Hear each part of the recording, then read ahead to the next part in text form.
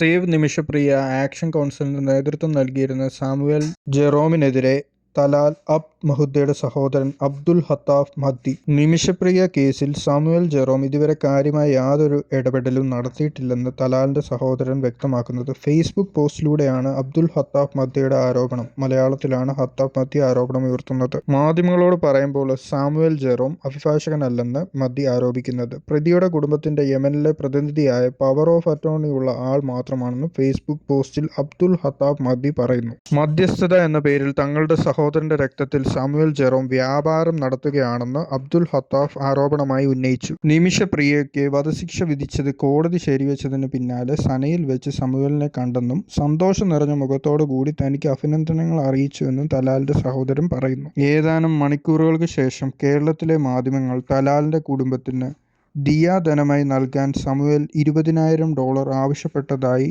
കണ്ടെത്തിയെന്നും ഇയാൾ കൂട്ടിച്ചേർത്തു. തലാലിന്റെ കുടുംബവുമായി നേരത്തെ ബന്ധപ്പെട്ടിരുന്ന സേവ് നിമിഷപ്രിയ ആക്ഷൻ കൗൺസിലിന് നേതൃത്വം നൽകിയത് സാമുവൽ ജെറോം ആയിരുന്നു. നിമിഷപ്രിയയുടെ മോചനവുമായി ബന്ധപ്പെട്ട് സാമുവൽ ജെറോമിന് $40,000 ആക്ഷൻ കൗൺസിൽ അയച്ചു കൊടുത്തിരുന്നു. എന്നാൽ ഈ പണവുമായി ബന്ധപ്പെട്ടും സാമുവലിനെതിരെ ചോദ്യങ്ങൾ ഉയർന്നിരുന്നു. ശിക്ഷ നടപ്പാക്കാൻ മണിക്കൂറുകൾ മാത്രം ബാക്കി നിൽക്കെയാണ് കൊലപാതക കേസിൽ യമനിലെ ജയിലിൽ കഴിയുന്ന നിമിഷപ്രിയയുടെ വധശിക്ഷ മാറ്റിവെച്ചത്. സാമുവൽ ജെറോം നിമിഷയെ രക്ഷിക്കാനുള്ള ശ്രമങ്ങളെ പ്രതിസന്ധിയിലാക്കരുതെന്ന് നേരത്തെയും അഡ്വക്കേറ്റ് സുഭാഷ് ചന്ദ്രൻ പറഞ്ഞിരുന്നു.